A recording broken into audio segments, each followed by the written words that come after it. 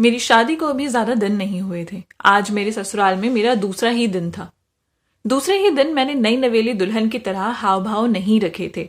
मेरा मानना था कि मैं एक महीने की बजाय अगले दिन से ही अपने ससुराल को संभाल लूं। वैसे भी मेरी सास एक बूढ़ी औरत थी। नैना मेरी ननद शादी करके अपने घर को जा चुकी थी। अब मैं उस घर की इकलौती बहू थी, तो मेरा भी तो कुछ फर्ज बनता था। बस यही सोच सोच कर शादी के दूसरे ही दिन अपने कमरे से निकलकर थोड़े से साज श्रृंगार के साथ किचन की तरफ चली गई। इस वक्त सब घर वाले सो ही रहे थे। अभी तक मेरे पति राम भी नहीं उठे थे। मैंने सोचा सबके उठने से पहले ही मैं नाश्ता तैयार कर देती हूँ। अभी मैं किचन की तरफ जा ही रही थी कि बाहर के दरवाजे पर एक आहट सी हुई। मैं डर के थोड़ा पीछे हट गई कि तभी बाहर का दरवाजा खुला और एक आदमी अंदर आ गया। उसकी आंखें बहुत लाल सुर्ख थी और हुलिया भी बेहद अजीब सा था। यूं लग रहा था जैसे कोई मांगने वाला हो। मैं उसे देखकर अंदर की तरफ किसी को उठाने जा ही रही थी कि उसने आगे बढ़कर मुझे प्रणाम किया। फिर जब वो अजीब से अंदाज में आगे बढ़ने लगा तो मैंने चीख चीख कर शोर मचा दिया। उसके चलने का तरीका और देखने का तरीका बेहद अजीब था। मैं डर गई थी। मेरी चीखों की आवाजें सुनकर राम भी कमरे से बाहर निकल आए, जबकि मेरी सास, जो कि 2 कदम के फासले पर ही थी, भागती हुई आंगन में आ गई। बहू रानी, क्या हुआ? शोर क्यों मचा रही हो? सब ठीक तो है?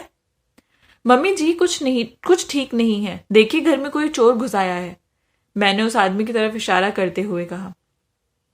सास ने आगे बढ़कर उस लड़के के सर पर आशीर्वाद का हाथ रख दिया और उसके माथे को चूमा। उसे सीने से लगाते हुए बोली, अरे बहू रानी, ये आकाश है, मेरा छोटा बेटा। क्या तुमने उसे पहले नहीं देखा? बड़ा अच्छा है मेरा बच्चा, सारी सारी रात भगवान की भक्ति में डूबा रहता है। आंखें तो देखो कैसे लाल हो गई है मेरे बच्चे की। सारी रात सोएगा नहीं तो ऐसा ही तो होगा। चल बेटा, जाकर अपने कमरे में सो जा। उन्होंने प्यार से उसे अपने कमरे में भेज दिया, जबकि मैं हैरान रह गई थी। ये सब देखकर मुझे अभी तक उसकी लाल आंखें याद आ रही थी। ना जाने क्यों मैं उसे देखकर बहुत डर गई थी। मगर फिर सास और पति के समझाने पर मुझे अपना रवैया ठीक करना पड़ा। उसी दिन मैंने अपने पति से पूछा, आपके छोटे भाई को क्या कोई बीमारी है? बोले, नहीं तो। बीमारी तो नहीं है, बस थोड़ा सा धार्मिक ज्यादा है। तुम उसका ज्यादा ख्याल रखा करो, बहुत ही प्यारा लड़का है। तुम्हारे लिए भी बदले में भगवान से प्रार्थना करेगा। लेकिन अगर कोई उसके साथ बिगाड़ ले तो उसके साथ बहुत बुरा होता है। कोई ना कोई नुकसान हो ही जाता है उसका। वो आदमी कभी खुश नहीं रहता। पति के मुंह से ऐसी बातें सुनकर मैं हैरान रह गई थी। मगर मैं चुप थी कि नए घर में नए लोगों का तौर तरीका पता ना हो तो लड़की को ज्यादा बातचीत नहीं करनी चाहिए। अब मैं चुप्पी के साथ सुबह से शाम तक घर के काम करती रही। हर टाइम किसी न किसी काम में लगी रहती और सास के साथ आने वाले हर मेहमान से भी मिलती। वो सब मेरी तारीफें करते थे, जिस पर मेरी सास भी फूले नहीं समाती थी। सभी कहते थे कि लता की बहू बड़ी समझदार है, अच्छी बहू लाई हो, भगवान सभी को ऐसी बहू दे। अब मेरी सास ने मुझे घर के सारे कामों में लगाना शुरू कर दिया था। यहां तक कि कपड़े धोने की भी बारी भी मेरी ही आ गई थी। सारे घर के कपड़े मशीन में डाल देती और उन्हें धो डालती थी। मेरे देवर आकाश के कपड़ों पर अजीब से मैल मिट्टी लगे होते थे। उसे धोने में तो मानो मेरी जान ही निकल जाती थी। पर फिलहाल मैं चुप होकर अपने घर को चलाने में बिजी थी। सर्दियों के दिन आ गए थे। हम लोग कपड़े डालने के लिए आंगन की बजाय छत पर जाने लगे थे।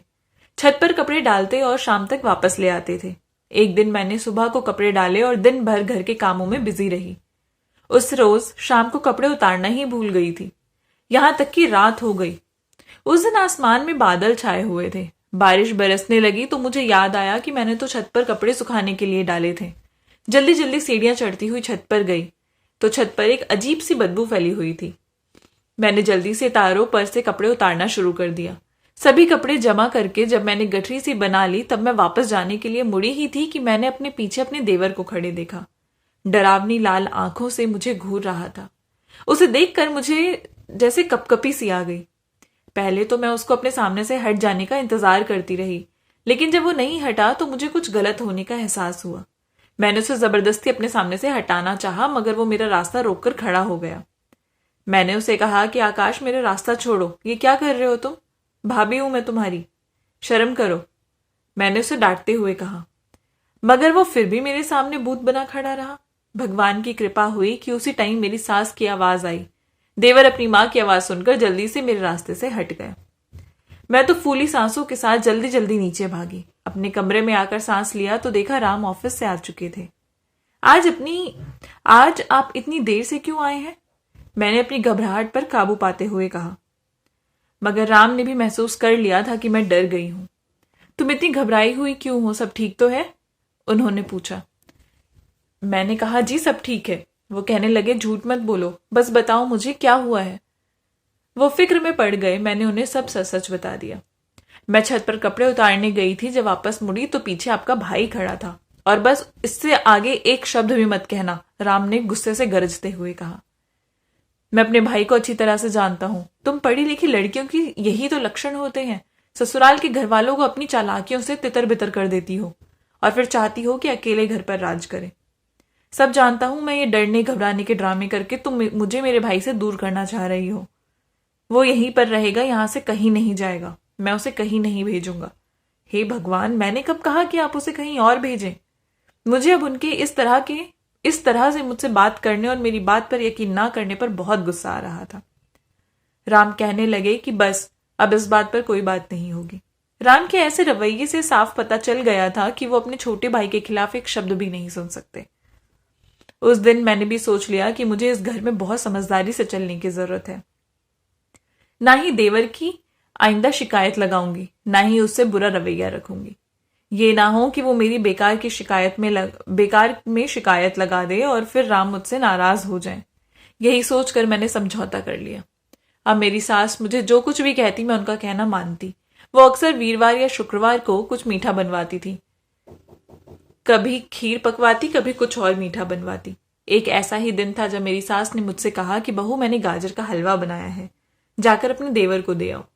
वो बहुत देर से भूखा बैठा है, बेचारा कुछ खाने को भी नहीं मांगता।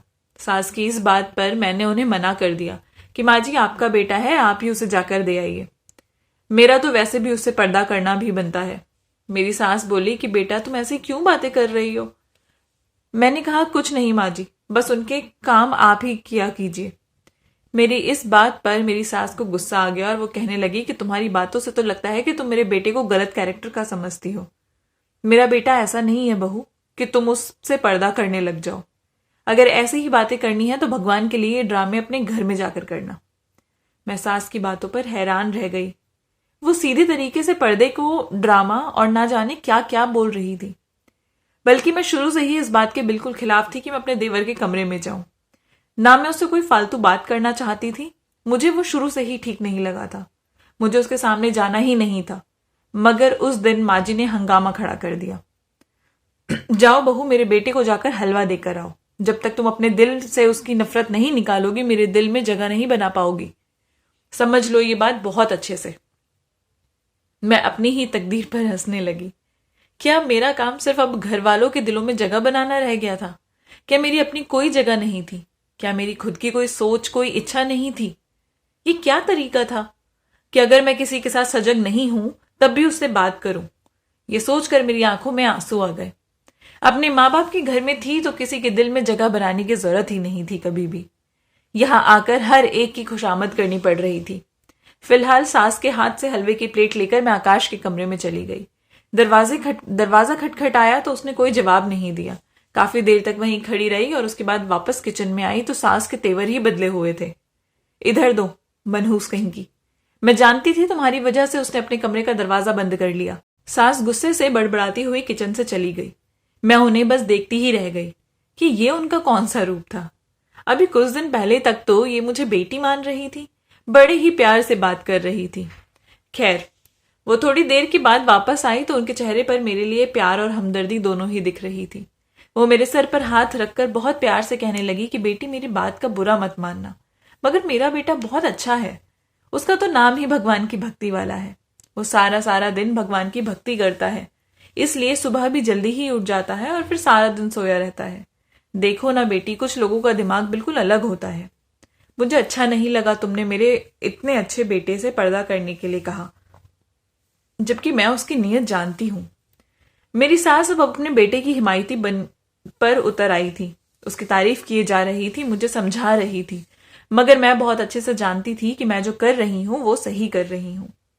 लेकिन मैं अपनी सास का रवैया ठीक करने की खातिर अब आकाश का भी ख्याल रखने लगी। वो जब भी घर आता तो मैं खाने पीने को पूछ लेती थी, पानी मांगता तो दे देती थी। धीरे धीरे मैं उसके साथ घुलती मिलती चली गई।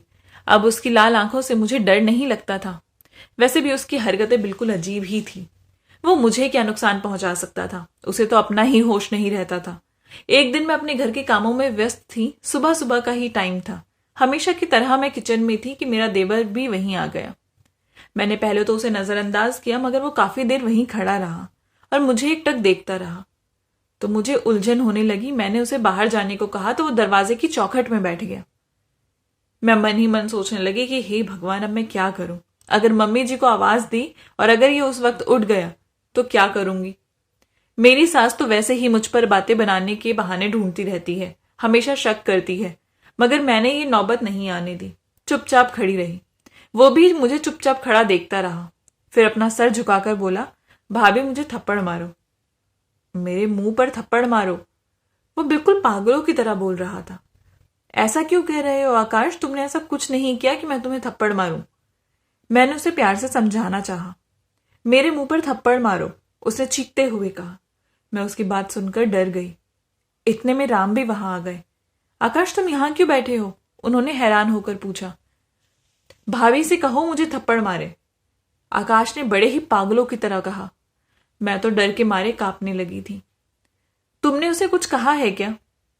मेरे पति ने मुझे घूरते हुए पूछा। मैंने उन्हें कहा, नहीं राम, मैंने कुछ नहीं कहा। ये तो मेरे छोटे भाई की तरह है। खूब समझता हूं मैं तुम्हें और तुम और तुम्हारी चालों को। मैं अच्छी तरह से समझता हूं, राम ने कहा और अपने भाई को लेकर उसके कमरे में चले गए। मैं हैरान थी कि ना ही मेरे पति को मुझ पर यकीन है और ना ही मेरी सास को। बस अगर किसी का यकीन माना तो सिर्फ आकाश का, जो उस घर का बेताज बादशाह बना हुआ था। मैं अब इन हालातों से तंग आने लगी थी। मैं उस घर में ब्याह कर अपने पति के लिए आई थी, मगर दिन भर मुझे अपने देवर की बातें सुननी पड़ती थी। उस दिन मैंने सोच लिया था कि मैं इस घर में अपनी जगह पाकर रहूंगी, क्योंकि इस तरह अगर चलता रहा तो मेरा इस घर में कोई जगह नहीं रहेगी सिवाय आकाश की नौकरानी बनने के। रात को सब कामों से फ्री होकर मैं अपने कमरे में गई तो राम को इस बारे में बताना चाहा। मैंने उन्हें कहा कि राम, आप एक बार मेरी बात तो सुन लीजिए। वो कहने लगे कि कहो, पर आकाश के अलावा तुम मुझसे हर कोई बात कर सकती हो। उन्होंने बेधड़क होकर कहा, लेकिन मुझे आकाश के बारे में ही बात करनी है। वो कहने लगे कि इस बारे में कोई बात नहीं होगी। फिर तुम्हें समझ क्यों नहीं आता? राम, अब समझने की कोशिश करो। आपका भाई दिमागी तौर पर स्वस्थ नहीं लगता। आप उसे कहीं चेक करवाएं कि उसे क्या हुआ है। या तो वो ये सब नाटक कर रहा है या उसे कोई बीमारी है। आप क्यों उसकी इस आदत को धर्म से जोड़ रहे हैं और बाबा समझ रहे हैं उसे? मैंने तुम्हें क्या कहा? तुम्हें समझ नहीं आ रहा? तुम भगवान के लिए चुप हो जाओ। मेरे पति ने मेरे सामने हाथ जोड़ दिए। मुझे अपनी बहुत बेइज्जती महसूस हुई उस दिन के बाद से मैं चुप होकर रह गई। मैंने अपनी जुबान को मानो जैसे बिल्कुल ताला लगा दिया हो। मैंने अपने घर वालों की शिकवा शिकायत करना छोड़ दिया। वैसे भी आकाश के बारे में बात करना फिजूल था। हर कोई उसे अच्छा और धार्मिक समझता था और उसकी बात को अहमियत देता था। एक रात जब मैं छत पर गई तो मुझे फिर से वो अजीब सी बदबू आ रही थी। ऊपर वाले कमरे से आ रही थी वो बदबू। जब मैंने अंदर देखा तो वो आकाश कुछ पूजा पाठ कर रहा था, वो भी रात के समय। काफी सोचने के बाद मैं इस नतीजे पर पहुंची कि शायद आकाश को जादू टोना करता है। उसके लिए मेरे दिल में कई तरह के शक पैदा हो गए। अगले दिन मेहमानों को भी आना था तो मैं सुबह से ही खाने की तैयारियों में बिजी थी, क्योंकि शाम को मुझे वक्त नहीं मिलता। मेहमानों के साथ औरतें भी आ रही थी। मेरे पति ने बताया कि वो अपने भाई का रिश्ता कर रहे हैं। मुझसे खास कहा गया कि मैं उनके लिए अच्छा खाना तैयार करूं। समय बीतता जा रहा था और मेरा काम था कि फैलता ही जा रहा था। सुबह के 10 बजे आकाश अपने कमरे से बाहर निकला। वो सीधा किचन की तरफ आ रहा था। उसे देखकर मैं रास्ते से हट गई। जानती थी कि फिर से कोई ऊटपटांग हरकत करेगा। किसी भी तरह की बदतमीजी से बचने के लिए मैं किचन से बाहर आ गई। मुझे किचन से निकलता देखकर आकाश काफी देर किचन में मगन रहा। जब मैंने सोचा कि ये तो जाने वाला नहीं है तो खुद ही किचन की तरफ बढ़ गई। मैंने देखा कि उसके हाथ में 2 बर्तन थे। उसने अपनी मुट्ठी में मीट उठा रखा था जो बिल्कुल कच्चा था। उससे पहले कि मैं उसे कुछ कहती, मीट को लेकर वो अपने कमरे में चला गया। वो कच्चा मीट था। मेरे तो समझ में नहीं आया कि आकाश कच्चे मीट का क्या करेगा। उस दिन आकाश का रिश्ता देखने जो लोग आए थे उन्होंने आकाश से मिलकर रिश्ते को मना कर दिया। जिसका सारा इल्जाम सिर्फ और सिर्फ मुझ पर आ गया। मुझ पर यह इल्जाम लगाया गया कि मैंने रिश्ते वाली औरतों से अपने देवर की बुराई की है, जबकि ऐसी कोई बात नहीं थी। मुझे आकाश से कोई लालच नहीं था। मैं तो चाहती थी कि उसकी शादी हो जाए ताकि वो दोनों भाइयों का उनका हिस्सा अलग अलग मिले। फिलहाल यहां तो समस्या कुछ और ही थी। आकाश का रिश्ता ठुकराए जाने पर वो बिल्कुल पागलों जैसी हरकतें करने लगा। उसके ऐसे रवैये को संभालना अब आकाश के भाई और उसकी मां के लिए भी मुश्किल होता जा रहा था। एक दिन आकाश अपने कमरे में नहीं था। मैं जैसे ही सफाई करने के लिए उसके कमरे में गई तो वहां का सीन देखकर मेरी तो जान ही निकल गई, क्योंकि वहां पर सारा कच्चा मीट दीवारों के पास पड़ा हुआ था, जिस पर बेहिसाब चींटियां लगी हुई थी। जबकि आकाश ने यहां खाने पीने की और भी चीजें रख रखी थी, मगर उनमें से एक भी चीज खाने के काबिल नहीं थी। सब बासी और खराब हो चुकी थी। वहां काफी सारी पुरानी चीजें थी जिन्हें आकाश ने ना जाने कब से जमा कर कर रख रखा था। मैंने उसी समय अपने पति और सासू मां को बुलाया और दिखाया तो वो भी परेशान हो गए। बोले आकाश को कोई दिमाग की ही प्रॉब्लम है, मैं उसे अस्पताल में भर्ती करवा दूंगा ताकि इसका अच्छे से इलाज हो सके। राम के बदलते हुए तेवर देखकर मैं भी हैरान रह गई कि इतनी जल्दी राम को आकाश के बारे का एहसास कैसे हो गया।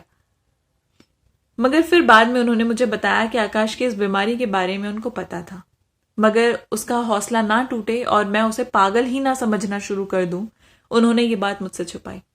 दरअसल आकाश मेरे पति का सगा भाई नहीं था, वो उनके पापा की दूसरी पत्नी से पैदा हुआ। मेरे पापा ने हम सबसे छुपाकर दूसरी शादी कर ली थी। आकाश उन्हें उनकी दूसरी पत्नी से ही हुआ था। कुछ समय बाद आकाश की मां की मृत्यु हो गई, जिसके बाद मेरे पापा आकाश को हमारे घर में ही ले आए। मेरी मम्मी तो उससे शुरू से ही नफरत करती थी।